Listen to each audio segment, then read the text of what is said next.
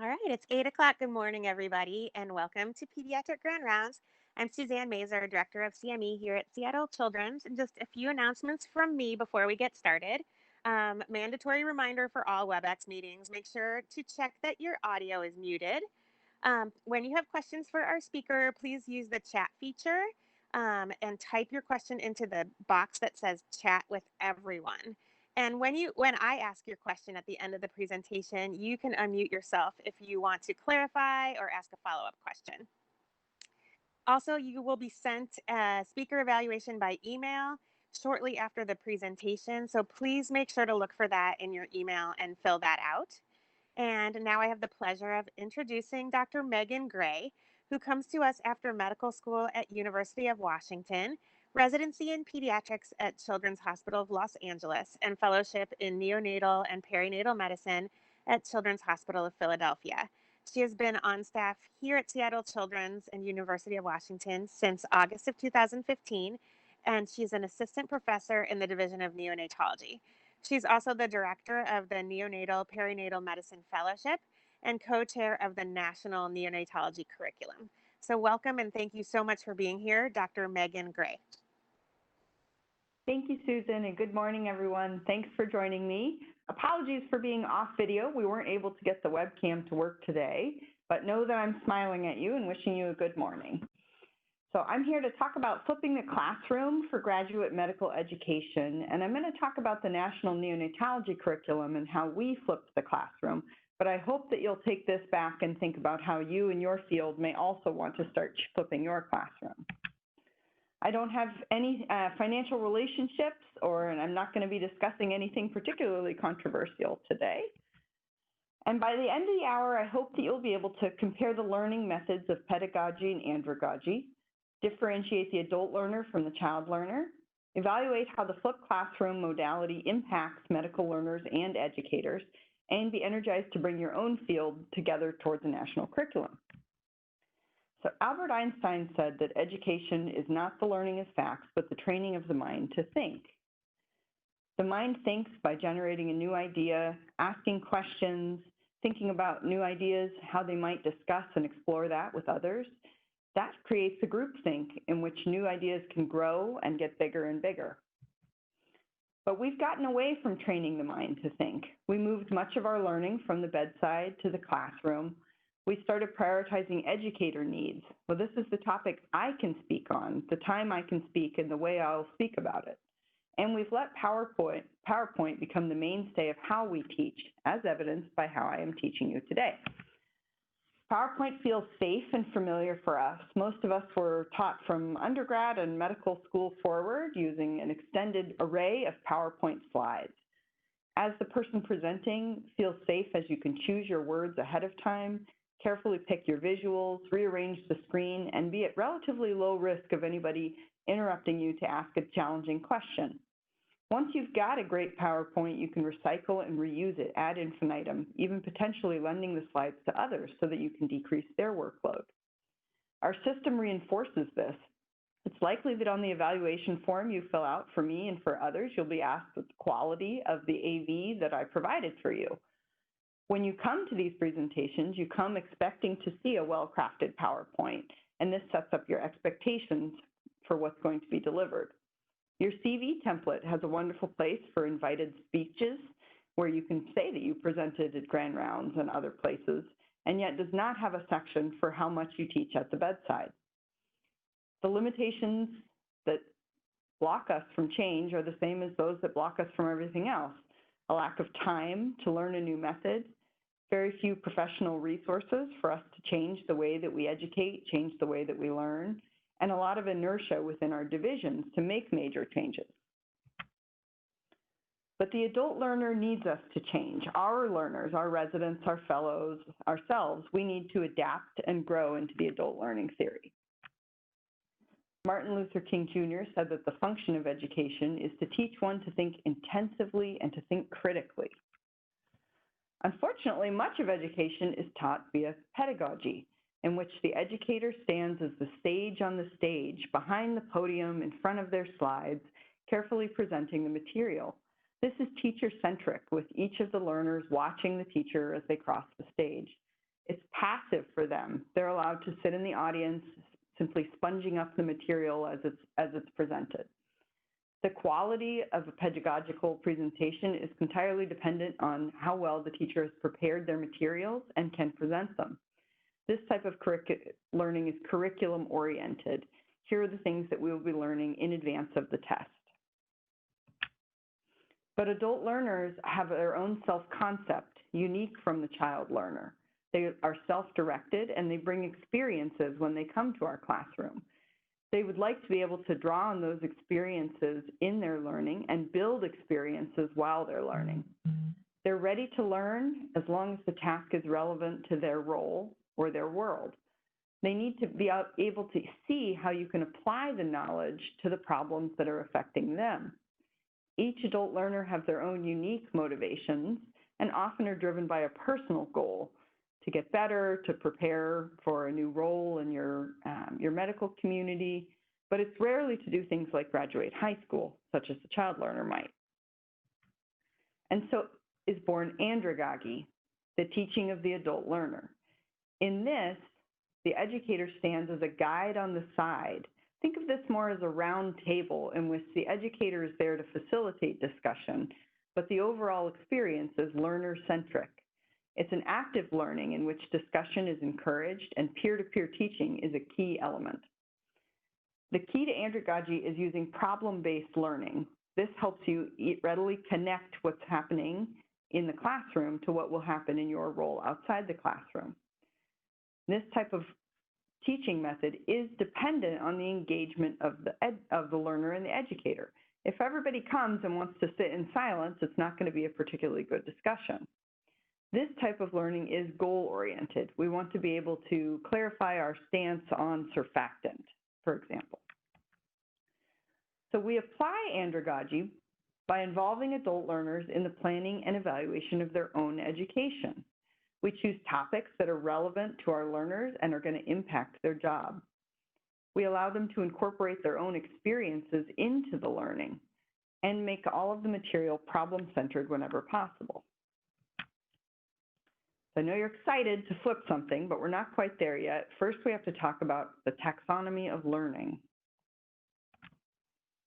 So Bloom's taxonomy is shown here. Many of you will be familiar with it. It's a pyramid of learning. You can see at the bottom are remembering and understanding. As the skills get more complicated, you need to apply, analyze, evaluate, and at the top, create new knowledge. He did not mean this to be that we should all spend all of our time creating and evaluating at the top of the pyramid. Instead, this was meant to imply that you must have a base of remembering and understanding in order to effectively apply, analyze, evaluate, and create. These verbs translate to many of the things that we do in our own educational practices. When we create new material, we create new knowledge for others. We teach ourselves, we teach others, and we teach peers. When we listen to a lecture, what we're hoping to do is remember the facts presented to us in the lecture.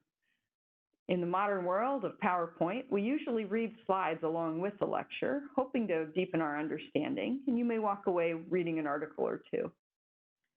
When we observe a demonstration or a simulation, we're watching somebody else apply knowledge to a problem. When we're encouraged as a group to discuss that and analyze the intricacies, we start to move up again. And we can evaluate the way that our knowledge applies to various problems by doing practice cases. We know from knowledge retention studies that lectures and reading audiovisual slides has a very poor knowledge retention in the long run. So we probably remember about 5% of what is just told to us verbally in a lecture, potentially pushing north of 20% if you have a particularly good PowerPoint presentation. And yet what we are able to teach our peers and those around us, we retain almost 90% of. Our active teaching gives us much better knowledge retention rates than our passive teaching. And yet we persist in a lot of education to spend our time in passive teaching modalities. How we use our educational time and how we learn best are poorly aligned in the modern teaching system. The idea of a flipped classroom is to flip how how we spend our time to better align with how we learn best, spending most of our time teaching each other, practicing, and discussing as a group, and a minimum of time spent in lecture, just as much as is needed to have the facts when you come to the discussion. We're about to do some serious flipping. The flipped classroom model has been popularized over the past decade or so, rests on independent preparation work. In your own time before coming to a didactic, you will listen to a lecture, read slides, listen to a podcast, read an article, potentially watch a video of a demonstration, thus building your baseline of remembering and understanding so that when you come to class and you come prepared to have a discussion of cases and to teach those around you.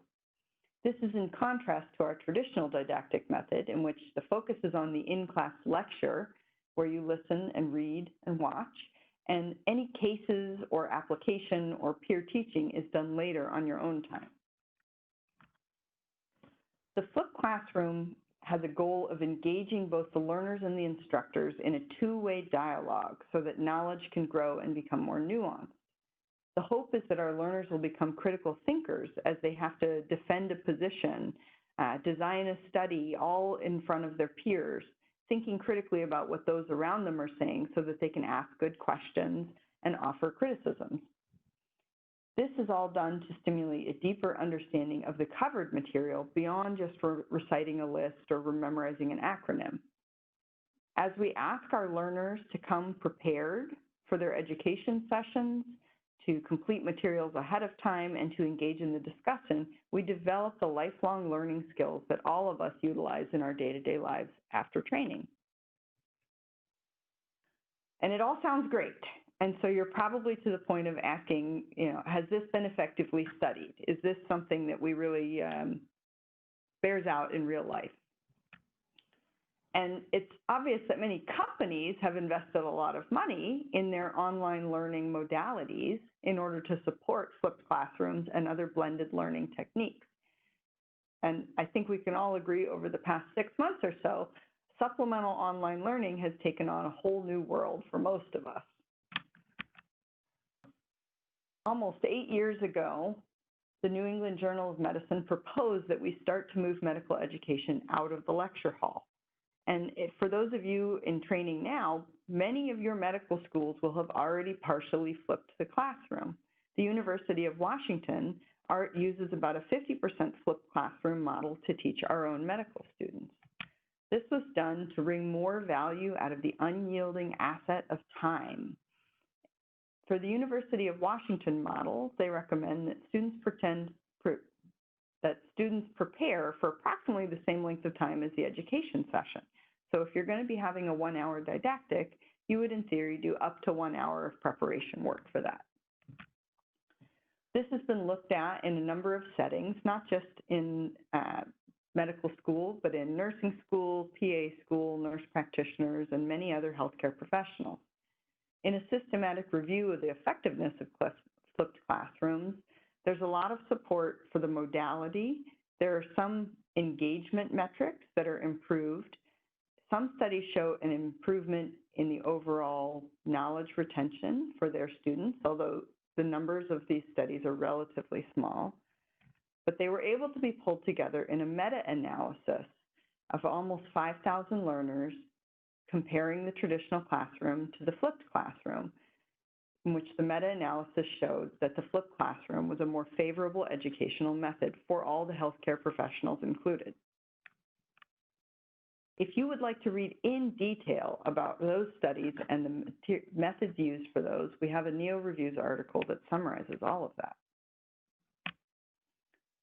So how do we bring it to graduate medical education? It's used very, very often in undergraduate and more so in medical school and other training programs, but it really hasn't made it up to residency and fellowship for the most part.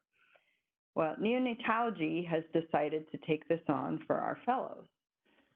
So about 4 years ago, we formed a working group through the Organization of Neonatal Training Program Directors. We meet twice a year at AAP and PAS, And our group's focus was to ask if we could bring the flipped classroom to a national curriculum for neonatology fellows. We started with a survey of program directors on their interests and needs. And I will say there were a lot of early dissenters.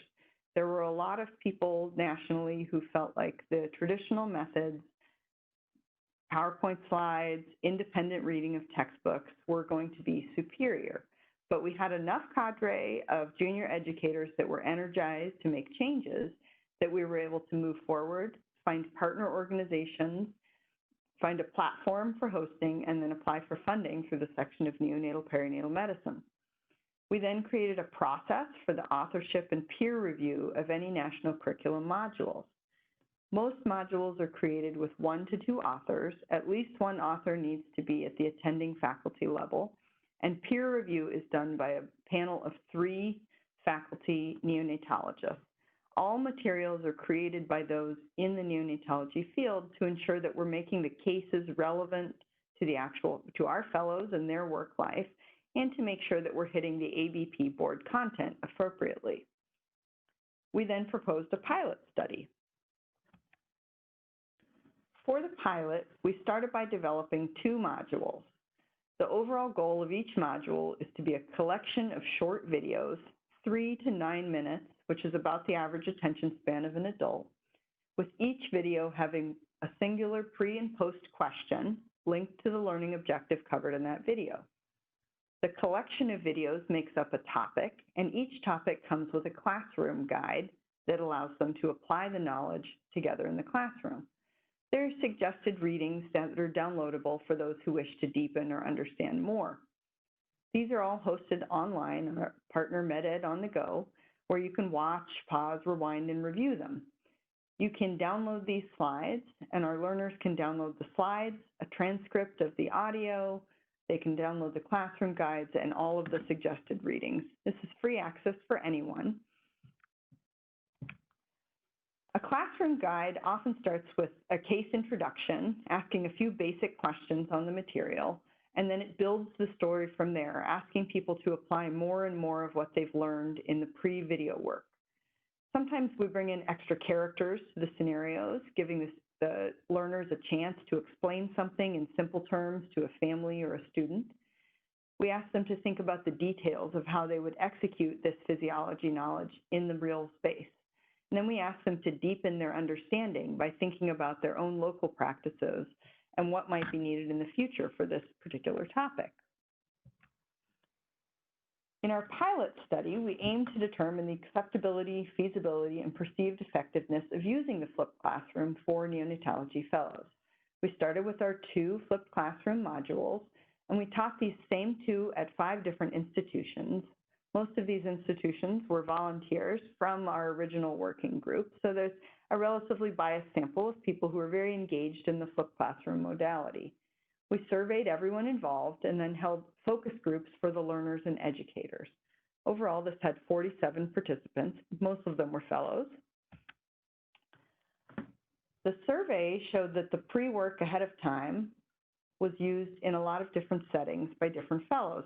Some fellows like to listen on the bus. Some would watch at work right before their shift. Some would watch at home. Others watched all the videos as a group, whereas some people chose to watch them one day at a time over the preceding 4 days before the session. The estimate was that this took about 30 minutes of preparation time, which the fellows rated as reasonable by and large. The survey of the in-class showed that the educators felt the material was relevant and had good complexity appropriate for the fellows, and our fellows agreed with that. One concern raised by many of the early critics of this method is us as educators will receive potentially lower evaluations if we're forced to use a new methodology that we're unfamiliar with and let go of our PowerPoint slides. Our pilot showed that the opposite was true. The fellows really appreciated the facilitation skills, even though most of the facilitators were relatively novice. Focus groups were coded for themes using grounded theory. The faculty appreciated the decreased burden of creating the material, as they only needed to watch the video ahead of coming to the session. They liked this was an interactive educational method, but they did note that there is a bit of a learning curve for facilitation skills. For those of you in the audience that use facilitation skills in other arenas, such as simulation, you may find that this is an easy modality for you to pick up. The fellows felt that the flipped classroom was effective for their knowledge acquisition, as well as the application of that into real-world problems. Both fellow and faculty noted a theme that the flipped classroom helped to create a learning community in which everybody's voice was heard. The results of the pilot are published for those of you who wish to read in detail about the survey questions asked. So let's roll it out. It worked great in the pilot. Let's see how it goes for the rest of people. And at this point, I will say our working group had formed a committee. We had an official title under the ONTPD, and we were very excited. In phase 2, we aim to determine the values, strengths, and challenges of e-learning modules paired with the flipped classroom for GME. In order to accomplish this, we built out 14 neonatal respiratory topics and made them freely available online. We chose the respiratory section because that's the largest subsection of the neonatology boards. We advertised the availability of these modules to a broad neonatology program audience at many of the national meetings, both to fellows and for our faculty. We then surveyed via the emails entered into the website anyone who could be accurately found to be a fellow or faculty who would use the online platform. Overall, we had 172 people respond to the survey, which was a small fraction of the number of people who had used the modules. In the survey, the fellows noted that the flipped classroom and the online modules helped improve their understanding of the physiology, and the actual in-class event encouraged them to actively participate. This fellow group in a larger selection of modules noted about 30 to 60 minutes to prepare, and some of that may be because a few of the respiratory topics are actually quite a bit longer. For example, bronchopulmonary dysplasia is about 9 videos online, each video a number of minutes in length. And so unless you're going to be teaching BPD over a 2-session, you are asking your learners to potentially use up to an hour of their time to watch these. The faculty felt that the cases were of the appropriate complexity for fellows of all levels.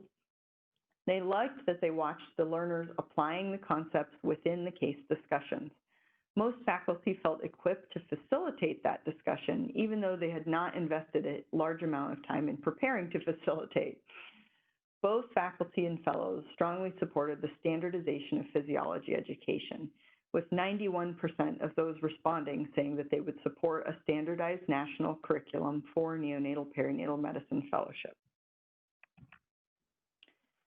When asked if they favored the traditional didactic or the flipped classroom approach to a national curriculum, there was a strong favoring of the flipped classroom.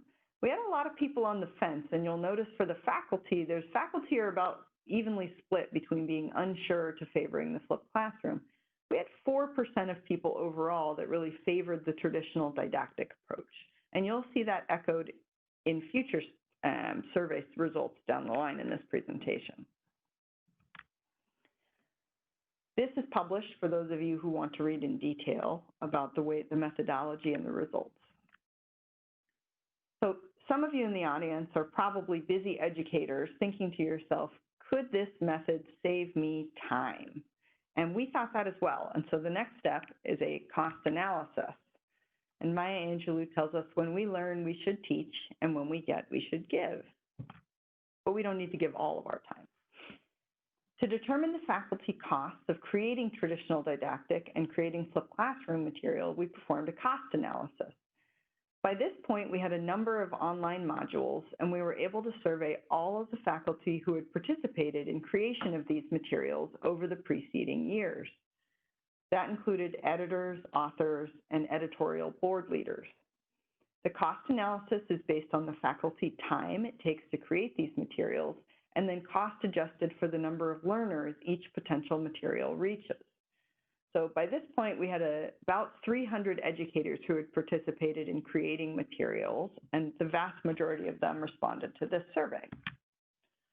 The average salary of a neonatologist in the U.S., an academic neonatologist in the U.S., is $240,000 a year, which makes the hourly rate of a neonatologist about $115 an hour. In this survey, those who said they needed to create a new didactic from scratch, including their PowerPoint, would take about 6 hours of time. And I will readily admit, I am someone who spends a lot more than 6 hours of time creating my PowerPoint. But there were people who said they only spend a couple hours. The median of 6 hours works out to about $700 of faculty time to create a new PowerPoint didactic. Updating an old didactic, refreshing it with some new information, reformatting, takes about an hour of time, so it's got a cost savings. It's about $115. Making a flipped classroom takes a lot more faculty time. It has a rigorous peer review process. There's multiple materials to be made. You need to record the audio, and you need to make sure that what you're putting out there is tightly linked to the AVP board content. The median is about 17 hours of faculty time to create a high-quality flipped classroom. You will note that even though this is a relatively large sample size of educators, there is a huge range in variation of how long it takes an educator to create material. At 17 hours of time median and $115 an hour, a brand new high-quality peer-reviewed flipped classroom costs approximately $2,000 of faculty time. Now, the key to this is that more fellows utilize a national flipped classroom module. If you're a very small fellowship program, you may have 3 fellows. You've just spent $600–700 creating your brand new didactic. Per fellow, you're now paying about $200 for that 1 hour didactic. You can see how if you do didactics a few hours a week for your fellows year round, you're really putting in a whole lot of faculty time and money in making those programs. If you have a larger program, you start to get a cost savings, paying more like $60 per fellow. If you are able to utilize your presentation to reach all of the learners in your field, which for neonatology is nearly 800 fellows at any given moment, you can get a considerable cost savings. The National Neonatology Curriculum has able to reach 789 neonatal perinatal medicine fellows, which works out to a cost of $2.50 of faculty time per fellow reached. This is not even including the PA fellowships, residencies, and other nurse practitioner programs who utilize these modules. You may say to yourself, this is just an expansion of economy of scale. But this is the material that we needed to start planning the implementation of the National Neonatology Flipped Classroom, RCT. And this is where I think you're probably most interested to hear, does this actually work in a randomized control situation for our graduate medical learner audience? And so we move to phase 4. Our entering hypothesis was that neonatology fellows taught via the flipped classroom modality would have equal physiology knowledge acquisition and retention compared to those taught via traditional didactics. We were starting from a premise that the goal of a flipped classroom only needed to be equivalent knowledge acquisition and retention because we already had a strong background showing that our fellows preferred this modality. And if you're able to obtain equal educational results, you should go with what your learner prefers. So this was originally sample size goal of 20 programs because it was designed as a non-inferiority randomized controlled trial. We advertised nationally and told any program that they were welcome to join. We had 69 of the approximately 100 neonatal perinatal medicine programs volunteer. 63 of them were able to complete the trial through. We cluster randomized by program, so all fellows at any given program would receive either the flipped classroom or the traditional didactic, and we sub-randomized by the size of the program to ensure we had an even spread of small, medium, and large fellowship programs across both groups. We provided the educational materials to everybody in the trial. So first we developed 8 GI bilirubin modules for the flipped classroom. Through our continued peer review process, created all of the slides, recorded the audio, made the case guides, and chose suggested readings. In order to create equivalent traditional didactic materials, we took all of the slides used for the online modules, place them together by topic into larger PowerPoint presentations, and use the audio to create bulleted talking points for each slide. Online access was granted to all of those in the flipped classroom group to the 8 topics, their classroom guides and suggested material, and all of the 8 topic PowerPoint presentations were distributed to those in the traditional didactic group via their educators. Educators in both groups were encouraged to teach within their own teaching style to cover the talking points that they felt were most relevant to their study. Overall, we ended up with 814 fellows, educators, and program directors participating. The study timeline included a baseline quiz before either group had received any education. This is a 15-question physiology-focused quiz that covered the same GI and bilirubin board content that would be covered within the teaching itself. There's a baseline survey to assess barriers to education, baseline preparation time used to prepare for didactics, and a number of other learning environment questions. Educators were given their slides ahead of class for the traditional didactic group and encouraged to read through the slides ahead of time. Most of the PowerPoint presentations were between 60 and 80 slides and had talking points for most of the slides. Those in the flipped classroom group were given online access to all of the video modules and the case guides ahead of time and encouraged to prepare for class by watching their videos in their entirety. During class, those in the traditional didactic group were taught via the PowerPoint presentation, still encouraged to ask questions and participate as usual didactics would go. Those in the flipped classroom group utilized the case guides to have an active discussion and apply the learning materials. After the 8 sessions were taught, there was a follow-up quiz sent within 2 days of completing your last session. All the education had to be given over a maximum of a 3-month period for a fellowship. Some programs opted to have one educator give all sessions, others had a separate person give each. We then quizzed our learners at the 3 and 6 month post-education marks to get a feeling for knowledge retention. Surveys were distributed at multiple points along the way to see how people's opinions had changed over time. All educators were surveyed before and after they taught their class, and all program directors were surveyed before and after the trial participation. Our primary outcome of interest was knowledge acquisition, and our secondary outcomes are knowledge retention at the 3 and 6 month mark, the amount of time our learners spent preparing for their educational sessions, and then the perceptions of their learning environment and how well the flipped classroom or the traditional didactic worked for them.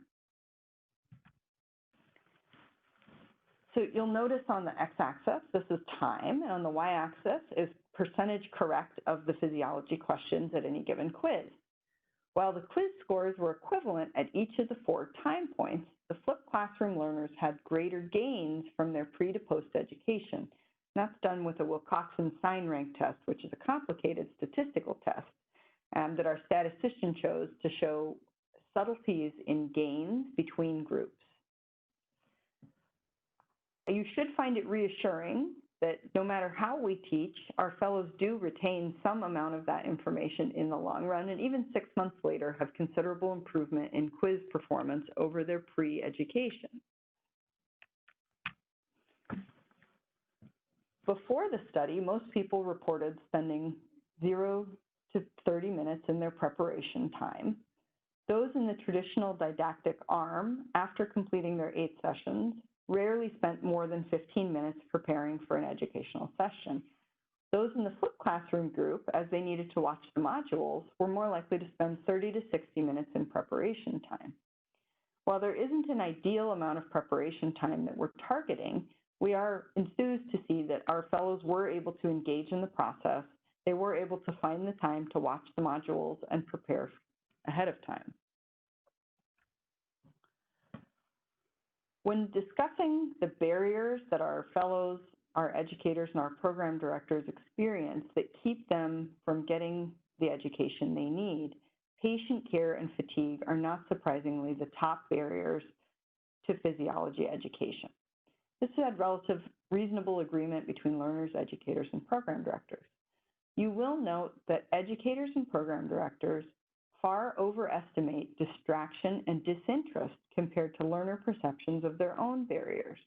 This may be a generational divide, but this may also be the way that we educate.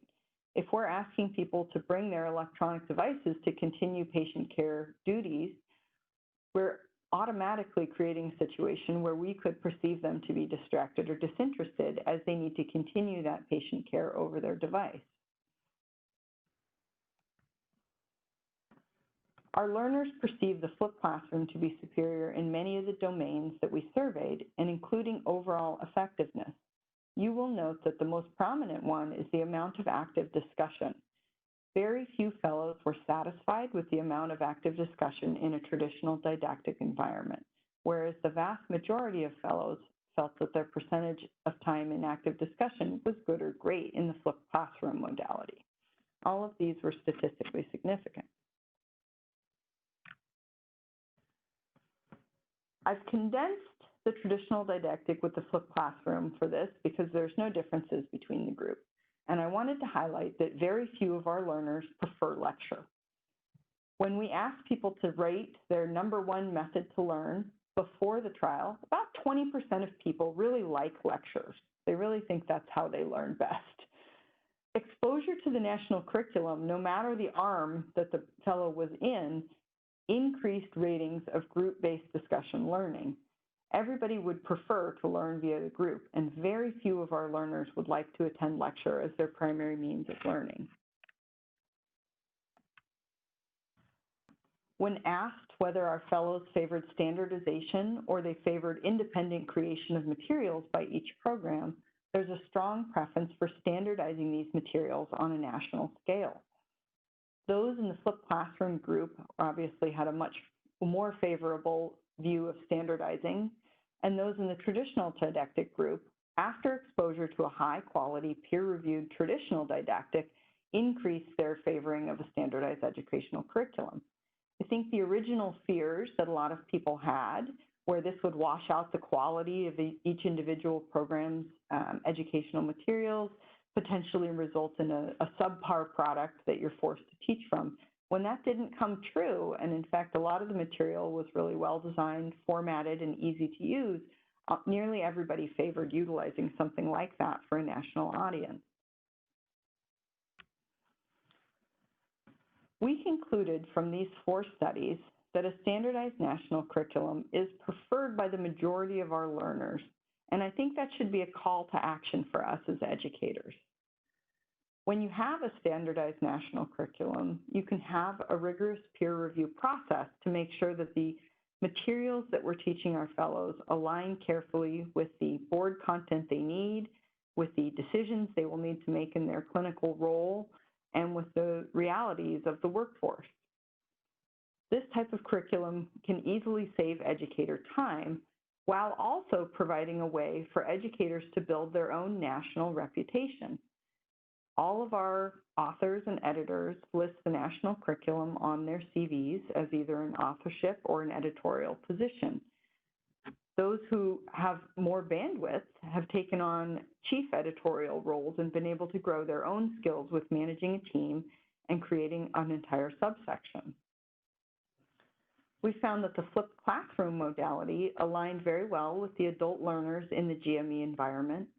It increased our learner engagement and they increased their time preparing for educational sessions. Our hope as a committee is that the investment in time ahead of educational sessions will pay dividends in less time required for study when it comes time for boards or in-service exams. The flipped classroom was felt to be feasible and even superior for physiology education, and that held true across our educators and our program director surveys as well. That statistical methods were completed yesterday, and so I don't actually have their data to show, but all learners, educators, and program directors were really in favor of moving towards a flipped classroom. The flipped classroom led to greater gains in knowledge and at least equivalent retention in the long run. So I hope as you're listening today that you will consider throwing out your PowerPoint slides trying your hand at being a guide on the side. As you start to utilize your facilitation skills and return to teaching case-based learning, having open discussions with your learners, you may find that this opens up critical thinking and returns to the passion for teaching that you may be missing. So where's the national curriculum going from here? How are we moving from the respiratory and GI sections out to an entire national curriculum? Well, we have learned a whole lot in this process, and a lot of that is that there are still a lot of unanswered questions with the National Flipped Classroom. One of our ongoing goals is to create the full content coverage of the ABP neonatal perinatal medicine content. To that end, we are building out many of the other subsections. We have a number of editorial teams and author groups coalescing around our other organ systems. Whenever possible, we are partnering with other divisions and other fields to try to create overlapped materials. As an example, the neurodevelopmental outcomes of preterm birth is partnering with the developmental behavioral pediatrics, who has a significant overlap in board content. We've also partnered with the National Kidney Collaborative to start working on the renal section. In order to ensure that our educators know how to best practice their flipped classroom, we have an ongoing study that's based on interviews and focus groups of learners and educators who've participated in flipped classrooms to try to identify what these best practices are. In looking through our survey data, one of the key best practices is everybody having reviewed the material ahead of time. So I want to encourage those of you in positions of power to ensure that you're providing your learners with the time they need to prepare for class so that they can come prepared to learn and apply. As we determine what these best practices are, one of the key behaviors moving forward is going to be creating high-quality professional development material for our educators so that they can internalize and apply these and ensure that they're giving an excellent teaching session. This work is done as an extreme team effort. There are about 14 of us who've sat on the National Curriculum Committee over the past 4 years, and I share my co-chair position with Heather French from Children's Hospital of Philadelphia. We partner with MedEd on the Go, who has kindly hosted all of our materials for free for the past 5 years. We utilize questions out of the Neo Reviews and Dr. Brodsky and Dr. Martin's Neonatology Review books. We've partnered with the American Academy of Pediatrics to host all of our educator case guides, including the answers to the case questions for educators who would like to feel more comfortable. These are all hosted on the ONTPD and the section of Neonatal Perinatal Medicine AAP websites. We received grant funding through that same section of Neonatal Perinatal Medicine via their educational grant. And we have had hundreds of authors, editors, and educators contribute their time and energy into creating these materials and distributing these materials to our fellows nationally. And that is the national curriculum effort. And I would be thrilled to take questions or comments. Great. Thank you so much. While I wait for people to ask their questions in the chat, I actually have a couple of questions for you, Dr. Gray. This is Suzanne. Do you have ideas for how we could do, I have two questions. One is, do you have ideas for how we could do something like a flipped classroom in a big venue, such as Grand Rounds? And then second question is, have you done this much on WebEx, and any tips for doing this with groups that are either Zoom or WebEx calls? I'll answer the second one because it's first, since it's easier. Yes. Our fellowship is, we cover 2 hospitals, so we're split between Seattle Children's and University of Washington. So by definition, all of our didactics are given with a Zoom component. You know, some of the keys to that are making sure that people have expectations to be on video, to be unmuted whenever possible so that they can speak and speak out loud. We surveyed people of different program sizes, and we did ask whether or not people included a virtual element. Probably about a quarter of fellowship programs have some virtual element to their didactics. And the majority said it wasn't a problem for them. And that's probably because those programs have a virtual didactics at baseline. And so already we're relatively comfortable with people muting, unmuting, raising their hand, or using the chat box. Now, the first question you asked is great, is could you do this with a giant group? And we have done that in the past. We have a publication that's out last month on mega flipped classrooms, which are just that. A mega flipped classroom is when in neonatology, you put multiple fellowships together, thus having one educator be able to facilitate multiple learners across the time zone. Some of the ways that you can make that work, you can use a polling. So for example, if you ask a question, whose programs are using this methodology for intubating in and out surfactant. You can have a poll and people can vote, and then you can show the result and discuss. You can ask people from maybe a minority program to say, hey, your program's one of the only ones doing X, Y, and Z. Can you tell us more about that? Mm-hmm. You can use a chat feature. You can ask a question and use a chat feature to try to get a discussion going. You could have individual programs discuss an answer and then have one representative from each program speak up. Or for something like grand rounds, you would have to be a little more creative. But I will say that the Cochrane group has gone forward and started offering flipped classroom for some of their journal clubs. The way they've done it is they send out a video link ahead of time with the baseline information or a recorded lecture. And then when they have the journal club, they'll ask an open-ended question and people just take turns unmuting and speaking. It certainly puts you at risk for some people, not feeling comfortable to speak up in a large environment, but those are the people that are probably not going to speak up and ask a question in a large grand rounds or other lecture setting. So it's at least getting more voices heard during that time. Great. Thank you so much. And one quick follow-up question for me. Have you ever used breakout rooms? I'm guessing we can't do that in WebEx, but have you done that in Zoom? And does that work well? We have done breakout rooms in Zoom, yeah. You need multiple educators to do it well. You really do need a facilitator for each group. That way, if anybody has a knowledge gap or if there's a point of contention, that person can help keep the conversation sort of moving forward.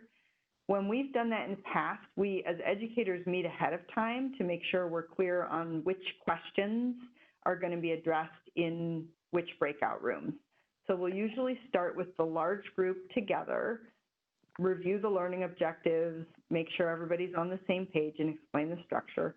And then we'll say, we're going to go to our first breakout room to do the first case. This is going to be approximately 10 minutes in length. And then you have one person acting as the host who puts everybody into the correct breakout room and then pulls everybody back out at the 10-minute mark. You come back, you ask each group to then share what their key learning point was, and then you move on to the next case or the next question. Got it. Thank you so much. Okay, I'm going to let other people's questions be asked. Thank you. So from Ann Melvin, what is the plan for keeping the videos and contents updated? Excellent. So in our original opening bid, we thought, well, we'll have an every 2-year refresher. That has been hard to upkeep. And the issue with physiology is it doesn't change frequently enough that 2 years really felt to be necessary. So we've actually loosened and are now asking the original authors for each section to go back at the 3-year mark, review their own modules, do a quick literature search to see if there's any new material that needs to be added.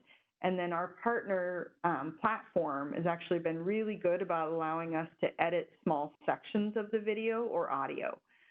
So like I mispronounced an enzyme in one of the ones I created early on, and they were able to let me go back and fix that relatively quickly. Great. Thank you. And then from Susan Marshall, fantastic presentation. Can you comment on funding this effort nationally? And also, how can this be applied to extremely demanding residency training and learning with very limited time outside patient care responsibilities? Absolutely. The funding that we had predominantly went for um, statistical assistance, for transcription of focus groups, and for participant time for those. We really have not utilized educational grants for faculty protected time, which does mean that all of these people on the list you're looking at now are essentially volunteers. One of the ways that we tried to make this more attractive for educators to join is by creating CV building opportunities. So we have probably 6 or 7 publications in this sphere, just so that we can ensure that we're distributing the knowledge and keeping the people who have put all of this effort in, you know, engaged in building their own national reputation. If you want to do this for a national audience, it is going to take educator time. There isn't a way around that, and it's a really challenging funding situation because it needs to be able to cross institutional lines.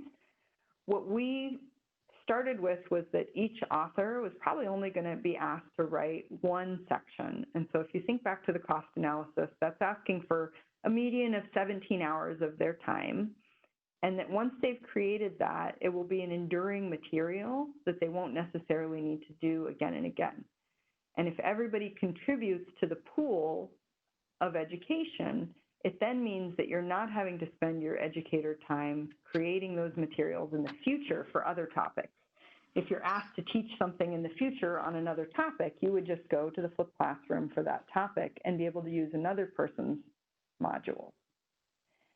This has been used in residencies. There are some publications that have been residency focused. It's usually around an individual learning objective, like quality improvement metrics.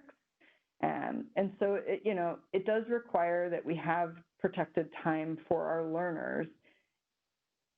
If that's a matter of having, the learners come 30 minutes before a didactic so that they have 30 minutes of protected time to sit and watch the module on their phone, that's a reasonable alternative to asking people to take time away from patient care. But I think we as program directors need to acknowledge that if we want people to learn this material, it has to occur outside of our classroom. And so even though we're not necessarily protecting or carving out the time for that now, it's happening now. And if they need to go back and study later and use their time to do that, that's also not a great use of time. So I would advocate we should change ourselves as programs to make sure we are providing enough time. Thank you. And then from Bruder Stapleton, wonderful presentation. Is there any opportunity for learning or evaluating procedural skills? Oh, so like a flipped classroom for Procedures. a resuscitation or something like that?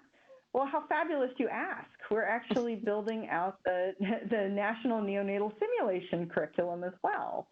So this initial effort was, it was really well received by the fellowship community. And so we've had calls for a number of other add-ons to the national curriculum. So we have a simulation curriculum. And the way that that works is it's linked to the physiology modules. And then instead of providing a case discussion guide, it provides a simulation scenario. And those have all been tested by the Author Institutes. So you could go on and say, well, I'm going to do a simulation of an intubation and surfactant delivery. And so I'm going to ask my fellows to review the surfactant physiology modules before coming. And then I'm going to use this case and this mannequin that's recommended to execute this. It's got all the learning objectives on there for you. And then it has talking points that you can use for the learners as they come to the simulation. We've also got a national ECMO curriculum coming out this year for those of you who are interested in making use of high quality ECMO education, but don't necessarily have the time to teach your fellows. Wow, this is great. I'll just pause for a few seconds to make sure there's no other questions in the chat. but I'm definitely going to be contacting you offline for some tips. And thank you so much, Dr. Gray, for being here. And thank you to all our attendees on WebEx today. I'm really glad it worked smoothly today. And we will see you all next week. I don't see any other questions, so I'm going to let everybody go enjoy their Thursday. And we'll see everybody next week. And thanks so much again, everyone, for being here. Suzanne. Thank you.